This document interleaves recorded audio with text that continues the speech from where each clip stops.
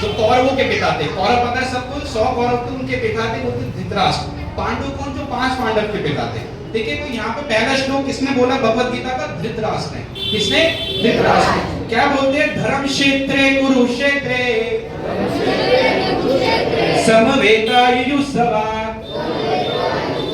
मामका पांडवश्चैव किम कुरुतव संजय।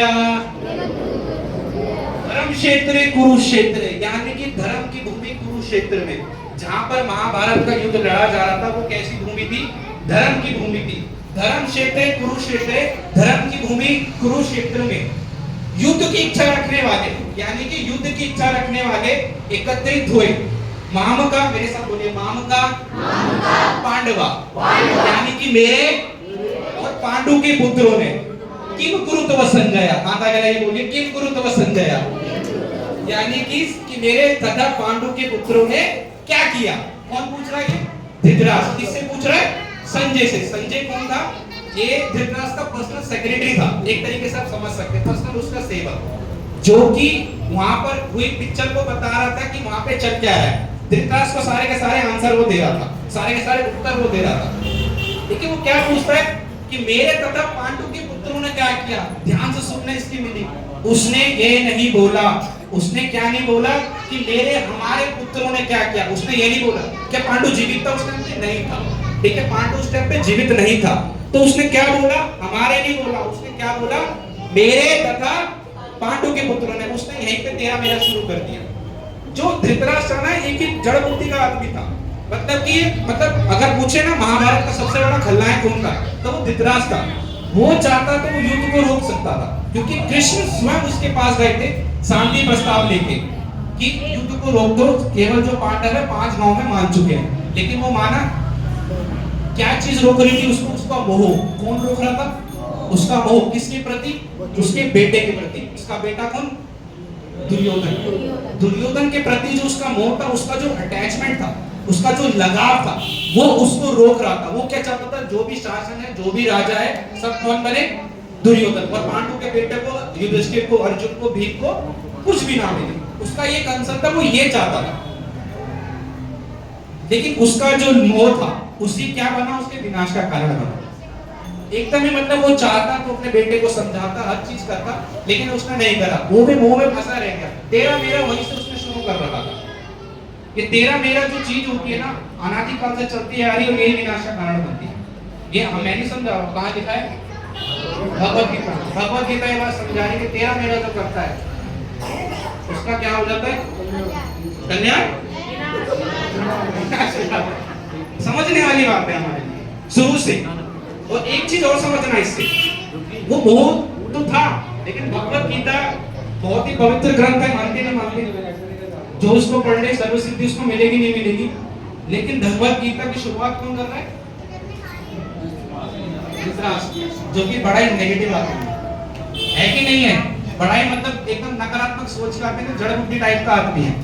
अब हमारे साथ भी कभी कभार होता है, तो शुरुआत में कुछ कार्य करने के लिए करते तो अशुभ हो जाता है। होता है नहीं होता? होता ही नहीं होता। तो अब क्या लगता है?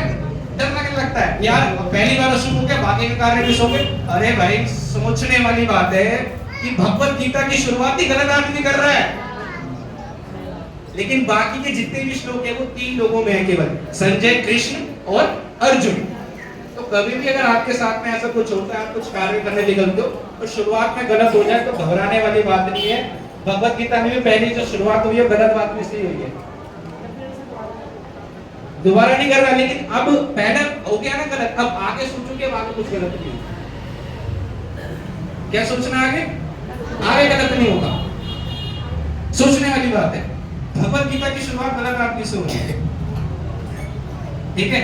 और हम कुछ कार्य करते गलत हो गया तो पूरा मतलब मन में उठा लेते हैं यार, अब सब मान लो सुबह हमारे सब कुछ गलत हो गया, तो हमारे दिमाग में क्या रहता है कि बुरे दिन ही गलत होगा। क्या ऐसा सोचना चाहिए?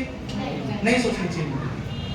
कि भगवत गीता के आगे आगे जैसे जैसे आगे हम चलते रहेंगे, आगे के अध्याय में आपको बताता रहूंगा ना, तो आपको मजा आने लगेगा। आत्मा का ज्ञान, कर्म का ज्ञान, भक्ति का ज्ञान, दिमाग को कैसे वश में किया जाए, ऐसे ऐसे ज्ञान भगवत गीता में बताया है। तो पढ़ते रहिए, आते रहिए, समझते रहिए। ये देखो, और दूसरी बात देखिए, धृतराष्ट्र का मोह तो था, अगर वो चाहता तो कृष्ण का स्वीकार करके वो भगवान की सेवा में लग सकता था, लेकिन उसने नहीं करा। तो आप सभी के पास में अवसर है इस भगवत गीता से सीखिए। पहला जो श्लोक है हमें एक ही सिखाता है कि हमें धृतराष्ट्र बिल्कुल नहीं बनना है। बनना क्या है, मतलब बनना नहीं है, फॉलो करना है किसको, कृष्ण भगवान। उनकी जो गीता की ज्ञान है उन सबको फॉलो करना है। भगवत गीता का पहला श्लोक से मुझे सीखने को मिलता है कि हमें धृतराष्ट्र जैसा बिल्कुल भी नहीं बनना। ठीक है, समझ आया? इस तरह का कोई भी अगर आपको सवाल रहता है तो डायरेक्टली आके पूछ सकते हैं। ठीक है, तो अब हनुमान चालीसा हम दोबारा पढ़ने की कोशिश करेंगे। कौन सा था?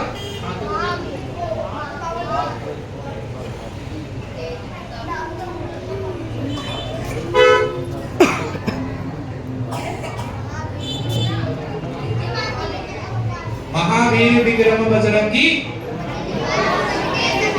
हे महावीर आप कौन है? हे महावीर हे ब्रह्मपति आप कौन है? विशेष पराक्रम वाले हैं। कौन है? कौन? ठीक है, कौन कह रहे हैं? तुलसीदास जी। अपनी इधर एक सेकंड ध्यान से सुनिए। महावीर विक्रम बजरंगी कुमत निवार सुमत के संगी। हे महावीर जी आप विशेष पराक्रम वाले हैं, आपके अंदर जो करेज है, जो की ताकत है वो बहुत ही ज्यादा है। कुमत निवार सुमत के संगी, यानी कि आप जो दुर्बुद्धि है उसको दूर करते हैं। कुमत निवार सुमत के निवारण सुमति के संगी, जो अच्छी बुद्धि है उसको हमारे अंदर लाते हैं। अच्छी बुद्धि के साथ आप हमें सहायक बनाते हैं, अच्छी बुद्धि वालों के सहायक बनते हैं। इस लाइन की मीनिंग ये है। समझ में आई? किसी तरह का कोई सवाल नहीं?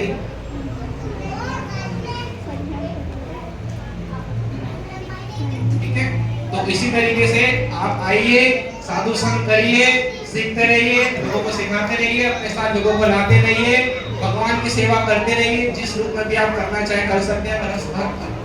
और राम शक्ति सेना के श्री राम शक्ति सेना के